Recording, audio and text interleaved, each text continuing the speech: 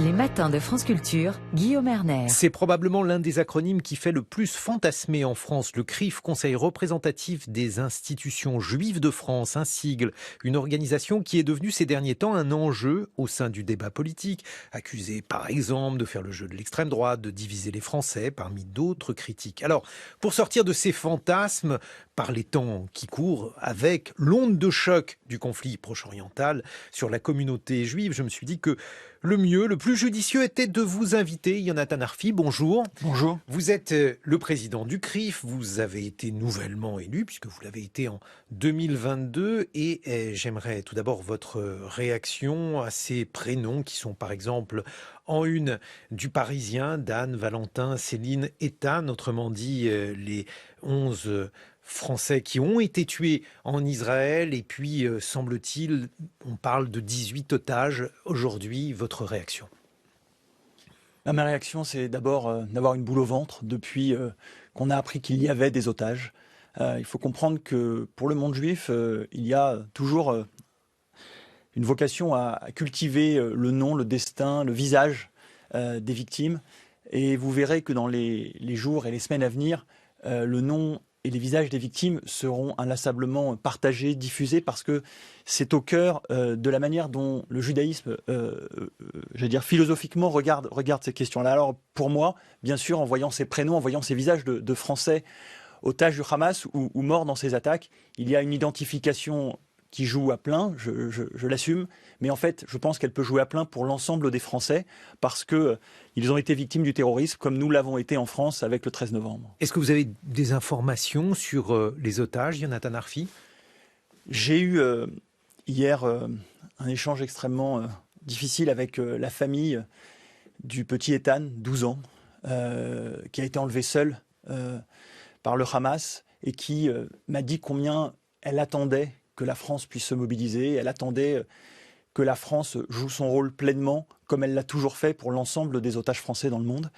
Ce sont des moments et des conversations extrêmement difficiles, évidemment, pour ces familles et pour nous, bien sûr, aussi. Je n'ai pas d'informations sur l'ensemble, évidemment, des franco-israéliens qui sont aujourd'hui retenus par le Hamas. Les informations arrivent au compte-gouttes. Il y a une vraie confusion encore aujourd'hui en Israël, mais j'imagine que dans les jours à venir, nous en saurons plus. Cela montre aussi qu'Israël est une mosaïque constituée donc de personnes issues de différentes nationalités, Yonatan Arfi. Oui, Israël, c'est un peu un pays-monde. Il y a dans l'histoire d'Israël, vous le savez, en filigrane, l'histoire du peuple juif et donc l'histoire de la diaspora, de la dispersion des juifs dans le monde. À la création de l'État d'Israël en 1948, et d'ailleurs déjà bien avant, a commencé une vague d'Aliyah, donc de retour en Israël pour des juifs du monde entier, et se retrouve aujourd'hui dans la société israélienne, au fond, le reflet de ces mouvements-là. Donc vous avez des Israéliens de toute origine, dont un certain nombre ont la nationalité aussi des pays d'origine. Il y a en Israël, on l'estime aujourd'hui, à peu près 200 000 Français. Mais alors, l'une des critiques adressées aux Juifs de France, mais aux Juifs du monde entier depuis la création d'Israël, Yonatan Arfi, c'est la double allégeance. Pour vous, qu'est-ce que ça signifie? Comment pouvez-vous conjuguer, par exemple, un attachement à Israël et le fait d'être français? Et d'abord, je m'étonne toujours que ce soit une question qu'on adresse que sur la double nationalité franco-israélienne pour ceux qui sont franco-israéliens, ou aux juifs français pour ceux qui n'ont pas la nationalité israélienne simplement. Ça a été fait avec d'autres nationalités, algériennes par exemple, qui ont été... Oui, alors ça peut arriver, mais enfin c'est une constante historique. L'accusation de double allégeance, c'est une manière de renvoyer le juif à une forme d'inaltérable altérité, qui voudrait dire qu'au fond, nous serions toujours étrangers fondamentalement. C'est, dans l'histoire de l'antisémitisme, une accusation au bout de laquelle on n'est jamais arrivé. Alors très concrètement, je vais vous dire comment moi je vis les choses. J'ai toujours vécu mon identité juive et française de manière extrêmement harmonieuse. Je n'ai jamais vu de contradiction entre les aspirations profondes portées par mon identité juive et celles liées à ma citoyenneté française. Et il en est de même pour l'attachement à l'État d'Israël, qui aujourd'hui est une des composantes de l'identité juive. C'est quelque chose qui n'est pas forcément évident à saisir, mais Israël est aujourd'hui un point central dans le monde juif. Il y a, on le sait, des communautés juives importantes aux États-Unis aussi. La France est la deuxième communauté mondiale après les États-Unis, donc en dehors de l'État d'Israël. Donc il y a une place particulière pour Israël dans l'identité juive et nous nous construisons aussi avec cet attachement-là. Et Yonatan Arfi, dans l'actualité tragique de ces jours-ci, il y a bien sûr les massacres perpétrés par les terroristes en Israël, et puis il y a aussi aujourd'hui les morts de Gaza. Comment le CRIF que vous présidez se situe-t-il par rapport à ces morts-là, sachant, j'imagine qu'une vie en vaut un autre? Bien sûr, une vie vaut toujours une vie, quelle que soit la personne, quels que soient les lieux, quelles que soient évidemment les circonstances. Ça, c'est quelque chose qu'il est évidemment important de toujours rappeler. Ce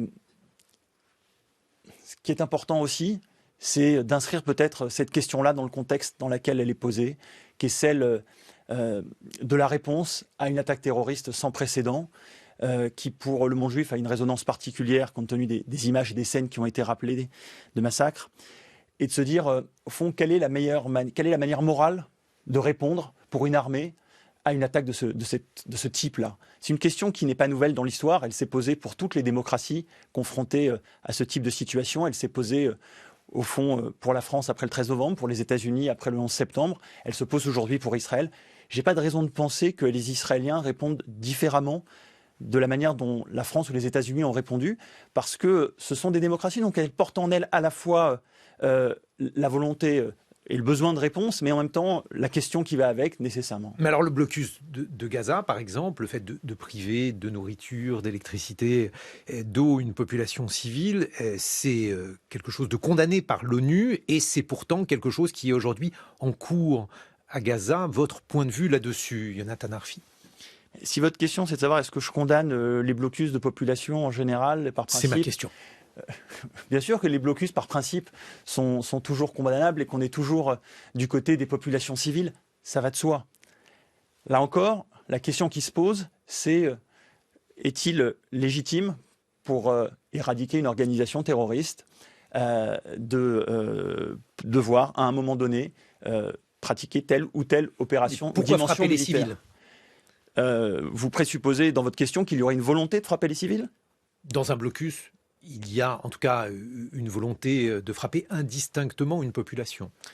Alors, je ne suis pas expert militaire. J'imagine que les Israéliens se posent la question de la nécessité de chacun des gestes qu'ils décident de faire, bien sûr.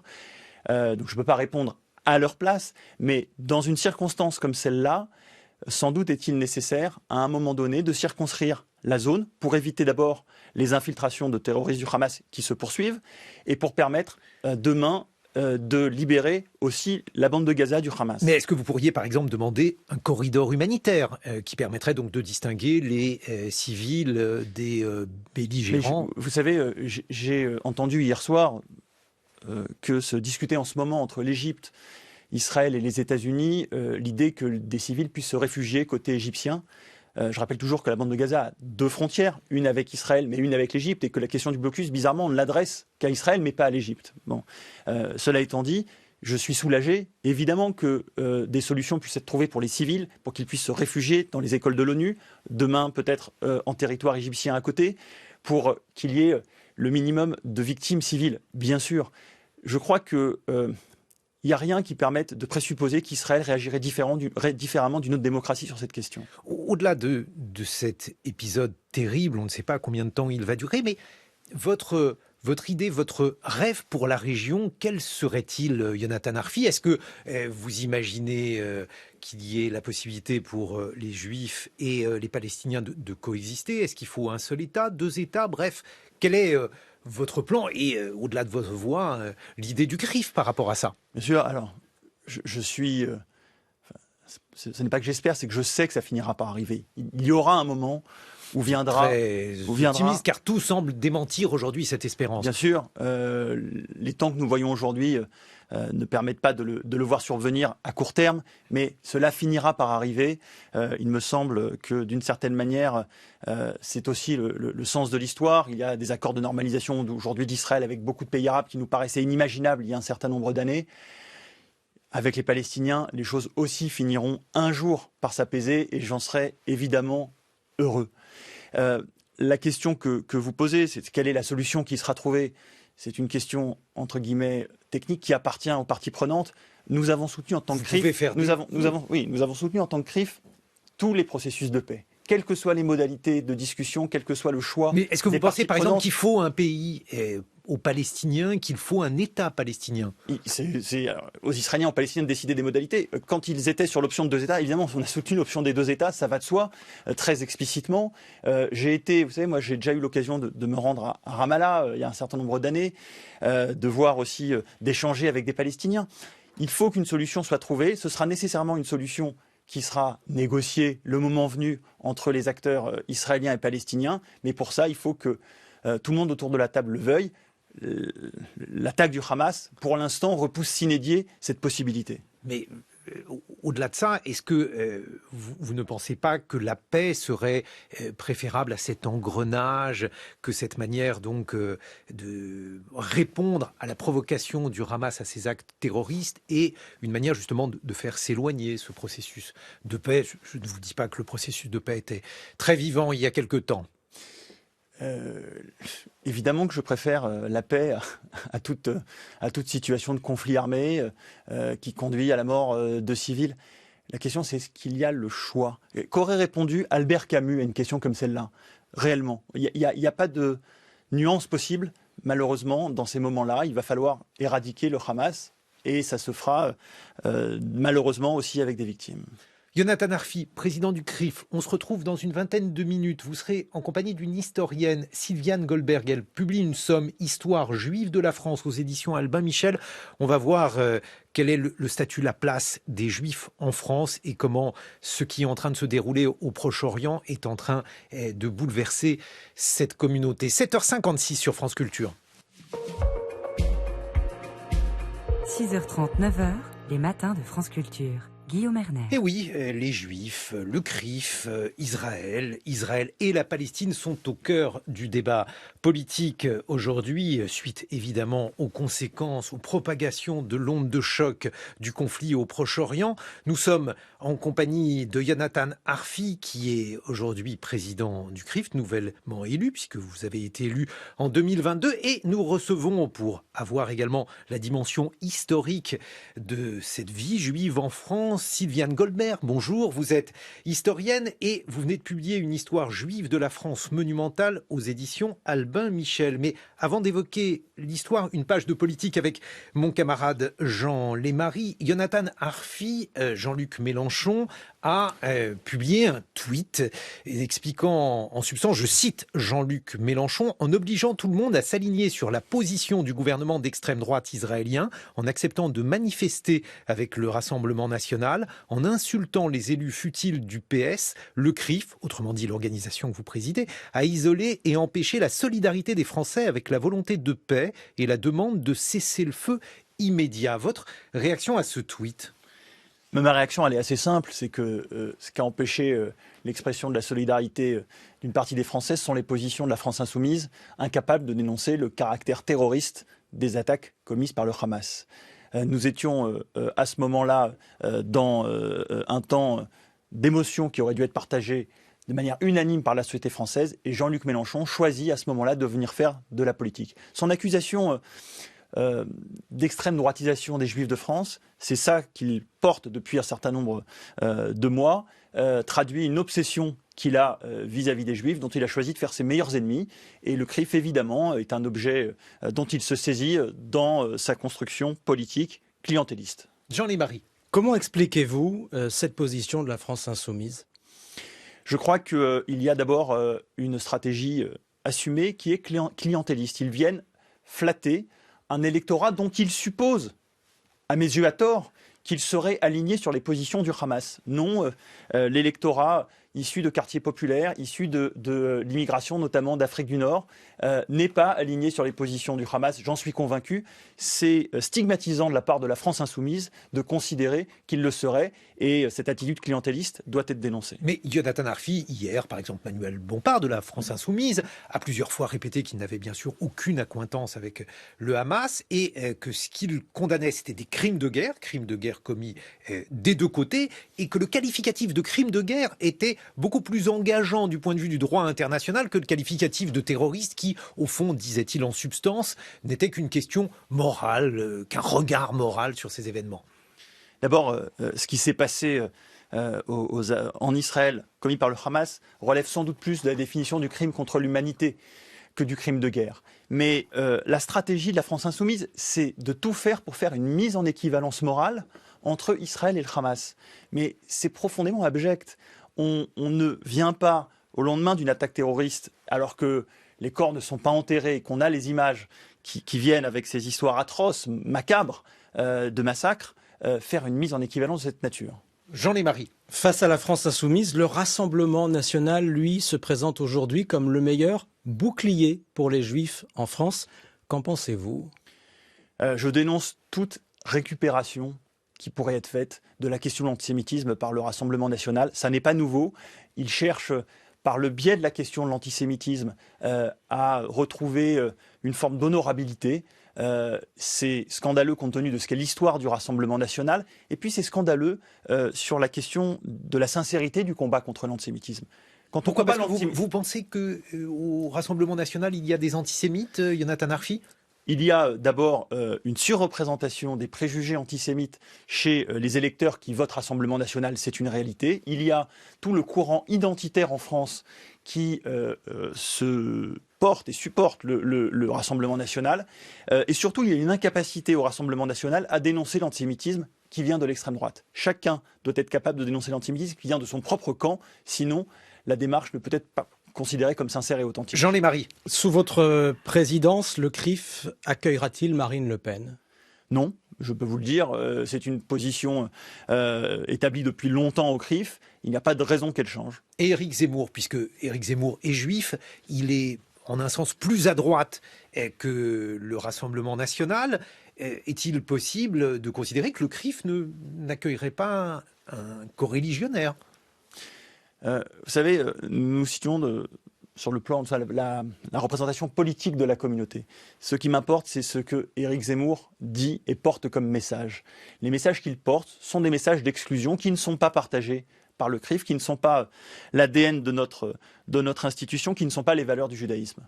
Mais l'idée qu'une partie de la communauté juive se droitiserait, c'est une idée qui a été portée notamment par Gérard Miller, qu'on a entendu il y a quelques instants, dans les actualités. Qu'en pensez-vous ? Mais moi, j'invite à ne pas se laisser piéger par le narratif commun de Marine Le Pen et de Jean-Luc Mélenchon. Les deux ont intérêt à dire ça. Jean-Luc Mélenchon, parce qu'en disant ça, il fait des Juifs ses ennemis publics légitimes. Marine Le Pen, parce que, on vient de le dire, elle viendrait trouver une forme de tampon cachère, entre guillemets, qui d'un coup lui ouvrirait les portes de la respectabilité dans la société française. Ils ont tous les deux intérêt à dire ça. Mais je peux vous dire que l'immense majorité des Français juifs sont tout simplement républicains, comme les Juifs de France l'ont toujours été. Cela sera sans doute rappelé. Et que, de ce point de vue-là, ils font rempart aux extrêmes de chaque côté. Ça va être rappelé immédiatement par l'historienne Sylviane Goldberg qui est avec nous, qui publie donc un ouvrage collectif Histoire juive de la France. Histoire juive de la France, ça n'est pas une histoire des Juifs de France, c'est une manière d'inscrire les Juifs dans l'histoire de France, Sylviane Goldberg. Oui, tout à fait. Mais d'abord, je voudrais dire en introduction que c'est probablement le pire moment, au vu des circonstances, qui nous amène à présenter ce travail. Parce que, justement, dans cette somme, on a voulu éviter l'écueil d'une histoire qui ne serait établie que sur le recueil des dates de persécution. Et ce qu'on a voulu montrer, c'est tout à fait autre chose. C'est 2 millénaires de vie en synchronisation avec l'histoire de France. Et donc, vous l'avez bien remarqué, c'est pas une histoire des Juifs, ni de France, ni en France, mais c'est une histoire de France vécue, vue, perçue par les Juifs. Et c'est tout à fait autre chose. Mais c'est quand même particulièrement passionnant de relire ou de lire cette histoire-là maintenant, Sylviane Goldberg, parce qu'on remarque à quel point les Juifs sont inscrits dans l'histoire de France, pas seulement dans l'histoire récente, mais dans l'histoire très ancienne. Il y a notamment une carte de France qui témoigne de l'importance, de la vivacité des communautés juives en France, non seulement à Paris, non seulement à Marseille, parce que ça on le sait, mais aussi à Chalon-sur-Saône, à Valence, également à Roanne, à Périgueux. Et on voit à quel point l'histoire de France est indissociable de l'histoire des Juifs. Complètement.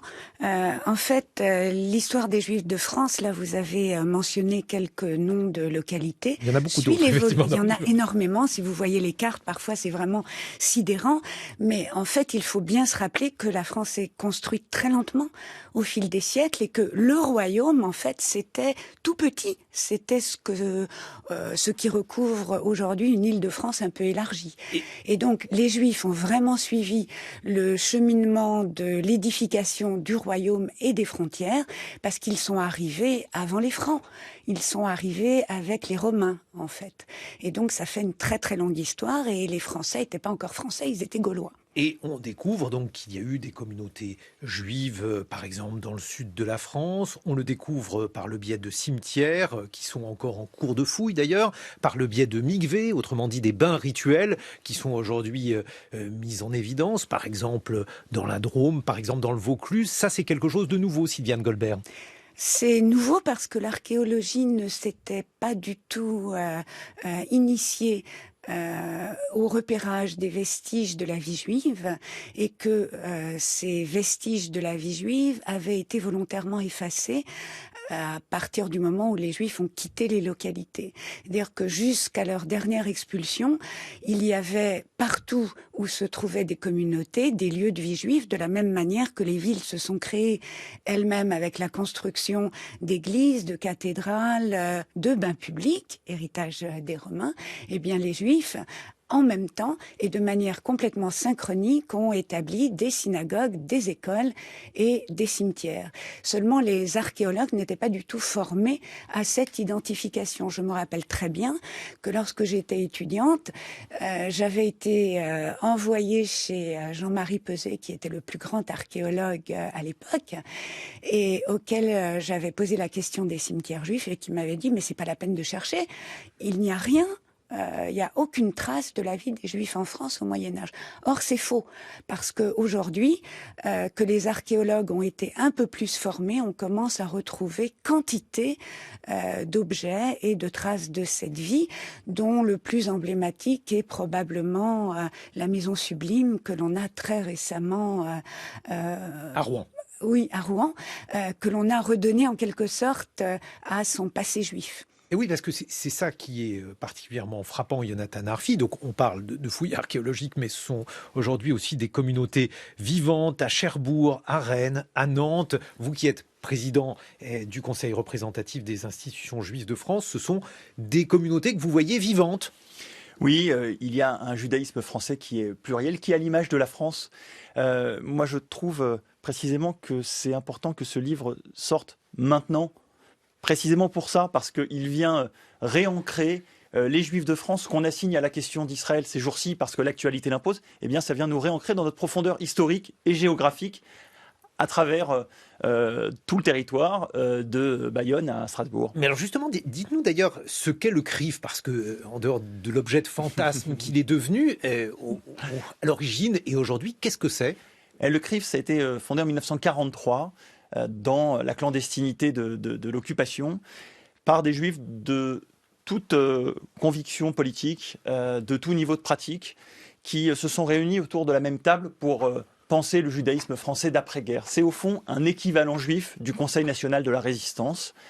C'est la table ronde autour de laquelle l'ensemble de la communauté s'est assise pour se projeter dans l'avenir post-Shoah, alors que l'occupation était encore présente. Aujourd'hui, la communauté juive, Sylviane Goldberg, elle est complexe, c'est une mosaïque. Il y a donc les juifs originaires de l'Est, les Ashkénazes, et les juifs originaires du Maghreb, notamment les séfarades. Comment présenter cette communauté juive qui n'est pas du tout monolithique ? D'abord, c'est difficile de parler des Juifs aujourd'hui en tant qu'une communauté, parce qu'il y a des Juifs absolument de toutes couleurs, physiques et politiques, et puis il y a des Juifs qui sont insérés dans des communautés, ce qui est loin d'être la majorité. Vous avez des Juifs à gauche, des Juifs au centre, des Juifs à droite aussi. Zemmour en est un bel exemple. Donc très à droite. Très à droite, mais vous en avez absolument partout, à l'image de tous les Français. On ne peut pas dire qu'en France, il n'y aurait qu'une communauté française. Or, les Juifs sont exactement faits sur le même modèle. Beaucoup n'aimeraient pas d'ailleurs dire qu'ils sont représentés par le CRIF. J'en connais c'est leur droit. Personnellement. C'est tout à fait leur droit. Mais si on devait donner quelques chiffres sur l'importance de la communauté aujourd'hui, son évolution démographique, la distinction qui semble importante pour les Juifs entre Ashkénazes et séfarades. De moins en moins quand même. La distinction entre Ashkénazes et séfarades, bon, c'est une distinction qui est un peu arbitraire parce que moi je préfère dire orientaux et occidentaux parce que séfarades ça veut dire essentiellement espagnol et Ashkénazes ça veut dire allemand. Or, si on regarde qui sont les Juifs ashkénazes, alors, ce sont des Juifs français, d'abord, originaires des régions d'Alsace et de Lorraine, mais c'est aussi beaucoup de Juifs qui viennent de l'Empire tsariste, de l'ancienne zone de résidence, de Pologne, de Hongrie, de Roumanie aussi. Et puis, vous avez donc ceux qui se disent séfarades et qui viennent des Balkans ou des grandes communautés qui se sont fondées après l'expulsion des Juifs d'Espagne, mais vous avez aussi des Juifs qui viennent de pays orientaux qui n'ont rien à voir avec l'Espagne. Donc c'est un découpage un peu facile, mais en même temps, c'est quelque chose qui s'arrase de plus en plus. Les Juifs se marient entre eux et cette distinction, ou pas. Elle a de moins en moins d'importance. Combien de Juifs en France aujourd'hui, Sylviane Goldberg ? Difficile à dire parce que les chiffres bougent. Il y a des moments... Enfin, c'est quand même la plus grande communauté européenne démographiquement. Vous avez ensuite les États-Unis et Israël, mais en Europe, c'est là où on trouve le plus grand nombre de Juifs, qu'ils soient inscrits dans des communautés ou pas. Si je vous dis 500 000 ? Alors, ça peut être une évaluation, mais combien ne sont pas répertoriés ? Qu'est-ce que vous en pensez, Yonatan Arfi ? Je pense que d'abord, la question que ça pose, c'est qu'est-ce qu'un Juif ? Et à cette question-là, il n'y a pas de réponse fixe. Il y a une réponse des textes religieux, mais il y a une réponse culturelle, historique, sociétale, qui peut être sociologique, qui peut être beaucoup plus large. Il n'y a pas en France de statistiques ethniques, et je m'en réjouis. Le modèle républicain permet qu'il y ait cette zone de flou. Et cette zone de flou, c'est tout le lieu justement de la porosité entre ce que le judaïsme peut apporter à la France et le reste de la société. Et je trouve que ne pas savoir combien nous sommes exactement, au fond, c'est plutôt quelque chose qui nous renforce plutôt que quelque chose qui nous affaiblit. Il y avait environ 300 000 Juifs au moment de la Seconde Guerre mondiale. Le quart a péri en déportation. Sylviane Goldberg, l'évolution démographique qui est restituée dans cet ouvrage collectif que vous publiez, Histoire juive de la France aux éditions Albin Michel, témoigne d'une vivacité de cette vie juive d'après-guerre, si je puis m'exprimer ainsi. Oui, c'était une vie juive très intense, à tout point de vue, au point de vue intellectuel, au point de vue scientifique, et puis au point de vue vie culturelle. Cette vie intense culturelle a commencé dans l'entre-deux-guerres d'ailleurs, puisque c'était en France et surtout à Paris, mais aussi dans les autres grandes villes, que l'on parlait les langues juives le plus. C'est là aussi qu'il y avait une intensité de production culturelle avec la publication de presse. Il y avait une grande presse juive, il y avait plein de journaux dans toutes les langues juives. Il y avait de la chanson, du théâtre, tous les arts étaient représentés. Et puis si on pense, mais alors ça c'est vraiment pour revenir sur le projet qui nous a guidés. Je pense à l'école de Paris. L'école de Paris qui est représentative à la fois d'un grand moment de la peinture française, eh bien elle a été fondée par des juifs émigrés des pays d'Europe orientale. leur grande majorité venait d'ailleurs, mais ils ont quand même fondé l'école de Paris. Et si on pense aussi au terme d'école de Paris, là j'aimerais rebondir un peu sur ce que Jonathan Arfit a dit. Il s'est produit juste après la Seconde Guerre mondiale quelque chose d'extrêmement important et complètement spécifique à la France, c'est-à-dire qu'il y a eu la formation d'une reconsidération, d'une revisitation des valeurs du judaïsme à la lumière des valeurs de la France républicaine. Et on a appelé ça aussi, enfin on commence à l'appeler l'école juive de pensée de Paris. Jonathan Arfi, là-dessus justement sur la conciliation des Juifs et de la République. Alors on a évoqué la question donc du lien avec Israël. Pour le reste, la conciliation d'une loi religieuse et d'une loi civile. Vous savez, je suis très souvent interrogé par des journalistes anglo-saxons qui viennent chercher au CRIF une voix, pense-t-il, critique de la laïcité. Ils sont à chaque fois surpris de voir que la représentation organisée de la communauté juive de France défend l'inscription des Juifs dans la laïcité, défend la laïcité par exemple comme une loi de protection et de liberté et s'inscrit complètement dans l'universalisme républicain qui à leurs yeux est perçu comme une forme d'oppression des minorités. Enfin, on connaît ce discours-là. Il y a un attachement pour les Juifs à la République qui date évidemment de 1791 parce qu'elle les a... c'est pas encore la République, mais enfin, c'est l'idéal républicain qui les a émancipés. Mais plus largement, on sait que notre destin est lié. Quand la République faiblit, l'affaire Dreyfus, évidemment Vichy, la condition des Juifs elle-même est en danger. La République a été bonne avec les Juifs, Sylviane Goldberg? Alors, la République, d'abord, ne savait pas quoi faire des Juifs, puisqu'on a vraiment attendu la veille de la clôture de la Constituante pour décider d'accorder la pleine citoyenneté aux Juifs, mais pas seulement aux Juifs. C'est le moment où on s'est dit, bon, les bourreaux, les comédiens, tous ces gens-là sont quand même des êtres humains, et même les Juifs sont des êtres humains. Donc c'était un grand pas qui a été franchi. Mais les Juifs et leurs descendants, enfin les Juifs qui ont vécu ce moment-là et leurs descendants, ont vraiment engagé une relation très particulière avec la République, au point d'intégrer les valeurs de la République dans une certaine forme de judaïsme. Alors cette histoire juive de la France, on l'a compris, n'est pas une histoire lacrymale. Néanmoins, dans la période que nous traversons, Jonathan Arfi, et c'est d'ailleurs la une du Point, les Juifs attaqués en Israël, menacés en France. Depuis le début des événements, depuis le 7 octobre, y a-t-il une recrudescence des actes antisémites en France ? Oui, ça a été annoncé par le ministère de l'Intérieur, une 50aine d'actes antisémites recensés depuis samedi dernier. C'est beaucoup plus que le rythme habituel, bien sûr. Et surtout, nous voyons poindre une violence aujourd'hui décomplexée qui prend prétexte du conflit israélo-palestinien, une identification dévoyée à la cause palestinienne qui se traduit par des agressions vis-à-vis de la communauté juive de France. Rappelons 2014, conflit entre Israël et le Hamas, et en France, mécaniquement, dans les jours qui ont suivi, en marge de manifestations pro-palestiniennes, des attaques de synagogues à Sarcelles, à Paris. Rappelons aussi qu'à Toulouse ou à l'Hypercacher, les terroristes ont justifié leurs actes parmi leurs différents arguments, entre guillemets, aussi par l'évocation du sort des Palestiniens. L'antisionisme, la haine d'Israël est aujourd'hui un des carburants incontournables, malheureusement, de l'antisémitisme en France. Mais aujourd'hui, est-ce que vous avez la sensation d'être entendu par les pouvoirs publics? Les mesures qui sont prises vous paraissent-elles suffisantes? Je pense qu'il y a une compréhension par les pouvoirs publics depuis une vingtaine d'années que cet antisémitisme nouveau dit quelque chose de la société française et qu'il faut le traiter parce que c'est une menace pour les Juifs, mais au fond c'est une menace pour l'ordre républicain tout court. Je crains qu'en revanche, une partie de nos concitoyens ne saisissent pas cette dimension-là. Ils ne saisissent pas que la haine d'Israël, quand elle s'exprime dans cette radicalité, est une forme d'antisémitisme et ils ont tendance à considérer que c'est un conflit étranger et non pas un problème français. Une nouveauté quand même que les Juifs aient peur en France depuis la Seconde Guerre mondiale. Vous racontez dans votre histoire juive de la France à quel point la période de l'après-guerre a été une période de reconstruction. Est-ce qu'aujourd'hui on arrive à une période de dissolution avec par exemple beaucoup de Juifs, Sylviane Goldberg, qui sont tentés de faire leur alia, comme on dit, autrement dit d'aller vivre en Israël?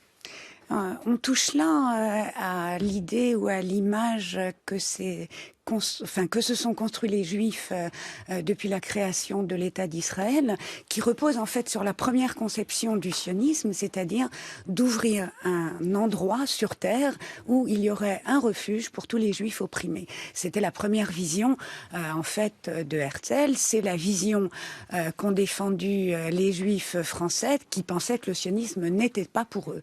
Depuis la guerre de 67, le rapport à l'État d'Israël... La guerre de 1967, oui. Autrement dit la guerre des 6 jours. Que je n'aime pas utiliser. Enfin, le terme que je n'aime pas utiliser, je préfère garder... Le terme qu'on utilise généralement, mais vous Je pouvez sais, appeler les choses autrement. Il y a une connotation messianique que je n'aime pas introduire, mais qui, justement, est extrêmement importante dans la relation que les Juifs ont construite avec l'État d'Israël. Et l'idée que c'est un refuge pour les Juifs est quelque part battue en brèche lorsque l'État refuge lui-même se trouve en danger. Ce qu'on a pu constater d'ailleurs, c'est que on en a beaucoup parlé à partir de la période des attentats. Un grand nombre de Juifs de France sont partis vers Israël, mais si vous écoutez les informations récentes, beaucoup veulent rentrer maintenant. C'est-à-dire que l'État refuge n'est plus tout à fait un refuge. On trouve cette histoire des Juifs de France donc en librairie, Histoire juive de la France aux éditions Albin Michel, avec beaucoup de choses sur l'archéologie des Juifs en France, avec des trésors qui ont été découverts, notamment la stèle de Narbonne, par exemple. Merci Sylviane Goldberg, merci Jonathan Arfi, président du CRIF, de nous avoir accompagnés.